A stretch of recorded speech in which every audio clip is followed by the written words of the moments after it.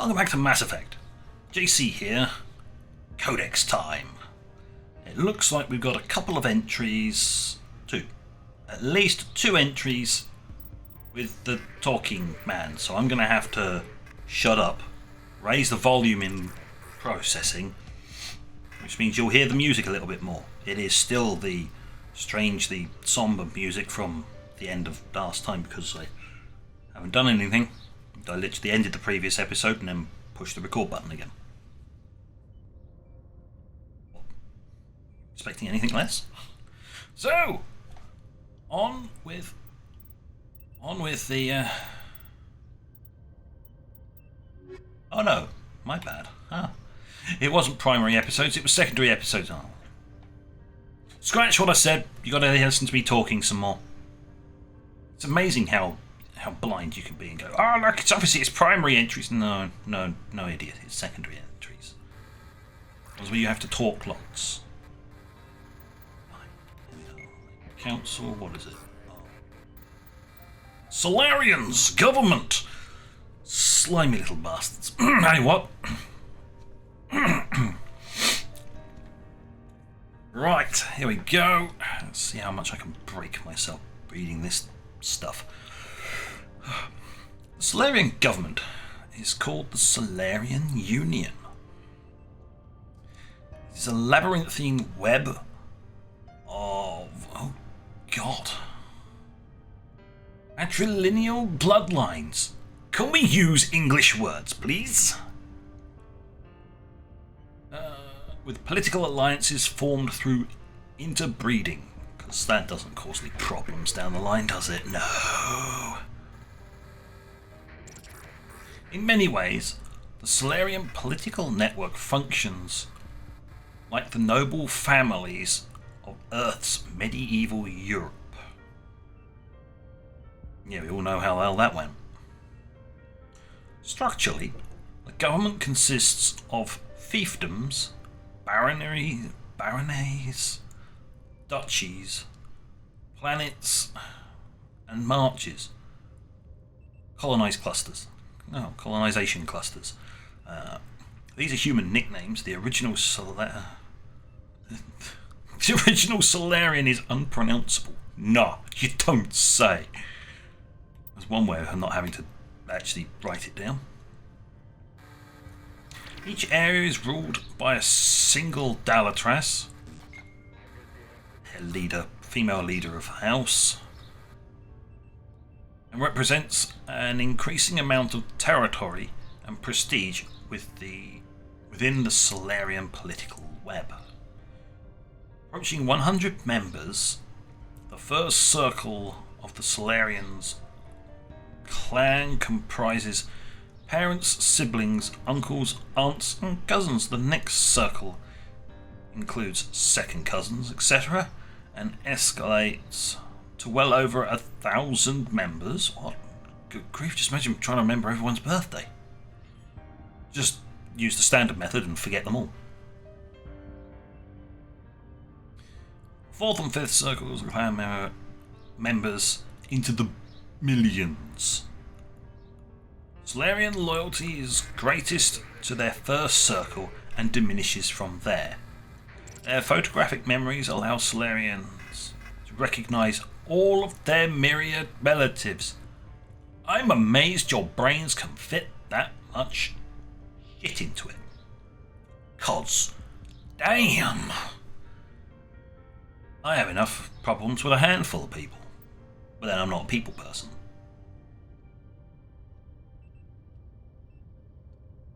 I'm a loner.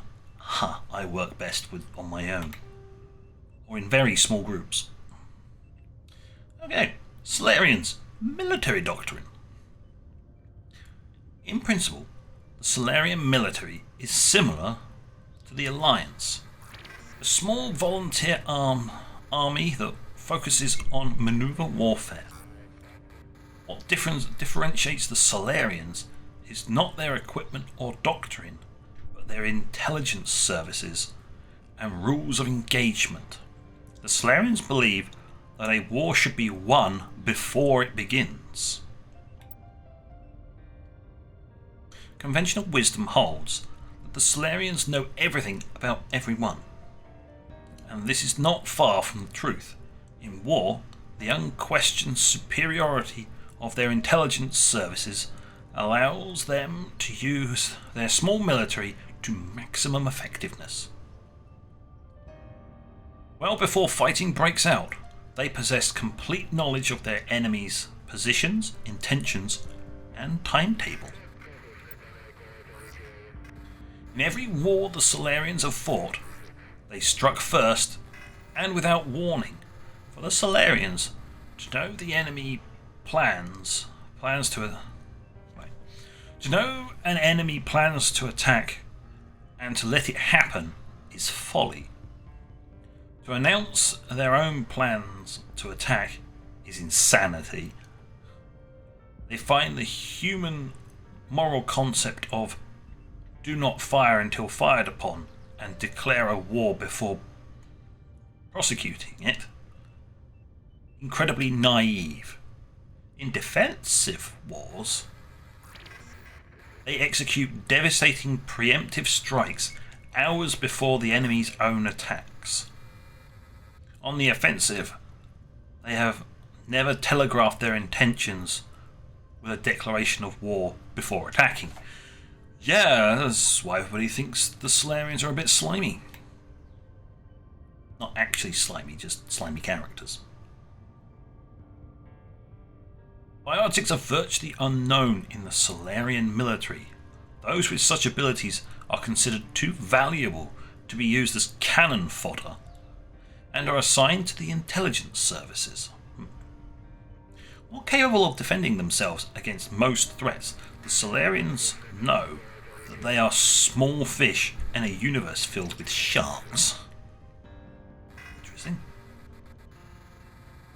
As a point of survival, they have cultured strong alliances with larger powers, particularly with the Turians. Yeah, if you're gonna call in some big guns, you call in the Turians, or if you're able to, Krogans. Though the relationship between the two species was rocky at first due to the Krogan uplift fiasco, the Solarians take pains to keep this relation strong enough that anyone who might threaten them risks Turian intervention.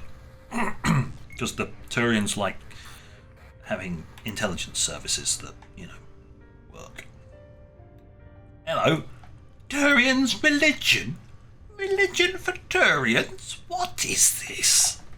I'm expecting like one line. Oh, can't be disappointed then. Okay. Turians. Religion. Though Turians have a strict moral code, their belief in individual responsibility means that the concept of good and evil are simply the individual's choice between egotism and altruism. Or altruism. Yes. In any given decision. They have no concept of good deities that encourage noble behaviour and evil ones that tempt individuals to misdeeds. Well, reasonable enough. Turians believe that groups and areas have spirits that transcend the individuals. Okay. For example, a military unit would be considered to have a literal spirit that embodies the honour and courage that it has displayed. A city's spirit reflects the accomplishments and industry of its residents. An ancient tree's spirit reflects the beauty and tranquility of the area it grows within. That's a bit weird. These spirits are neither good nor evil, nor are they appealed to for intercession or Yes. To act. Or talk, I would assume.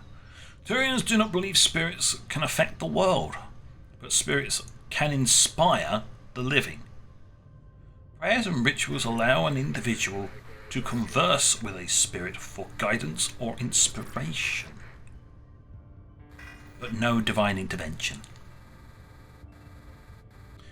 For example, a Turian who finds his loyalty tested may appeal to the spirit of his unit, hoping to reconnect with the pride and honor of the group. Blech. Whatever. A Turian who wishes to create a work of art may attempt to commune with the spirit of a beautiful location. You can imagine how that conversation goes. Hi, would you give me some inspiration? I have tea.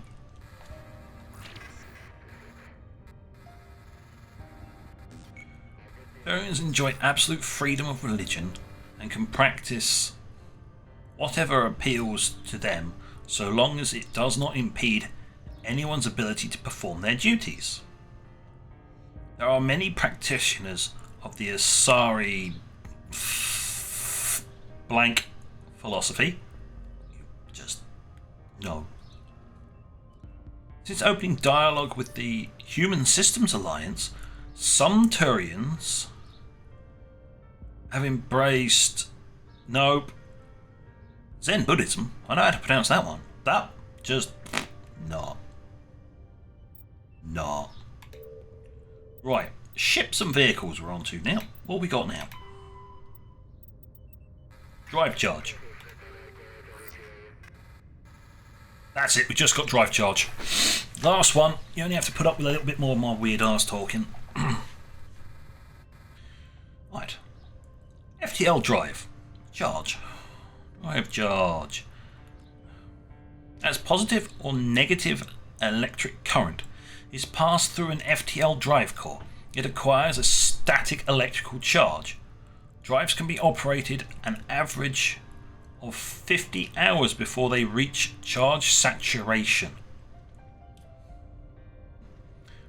This changes proportionally to the magnitude of the mass reaction. A heavier or faster ship reaches saturation more quickly. Okay. If the charge is allowed to build, the core will discharge into the hull of a ship. All ungrounded crew members are fried to a crisp. All electronic systems are burned out, and metal bulkheads may be melted and fused together. Just don't want that to happen. Just don't. The safest way to discharge a core is to land on a planet and establish a connection to the ground. Like a lightning rod, larger vessels like dreadnoughts cannot land and must discharge into a planetary magnetic field. The ship passes the charge from the drive core to the exterior armoured hull, then dives into the magnetic field. As the hull discharges, sheets of lightning jump away into the field, creating beautiful auroral displays on the planet. The ship must retract its sensors and weapons while dumping charge to prevent damage, leaving it blind and helpless. Discharging at a moon with a weak magnetic field can take days. Discharging into a powerful field of a gas giant may require less than an hour. Deep space facilities, such as the Citadel, often have special discharge facilities for visiting ships. There you go. Where are you going to dump all this static electricity? Oh, that's fine, just dump it into the grid. We can make use of it. Because the station can probably make use of the static electricity. it's still lecky all the same. So there we go. That's it.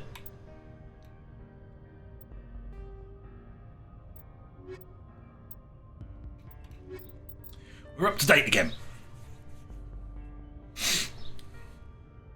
Chances are we are 1 to 2 weeks away from the finalising Mass Effect 1.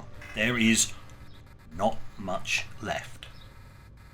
We've got one main mission left to go, and then there's whatever secondaries may pop up.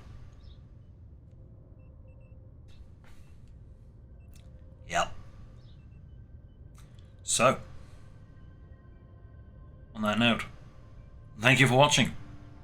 Until next time, this is JC, out.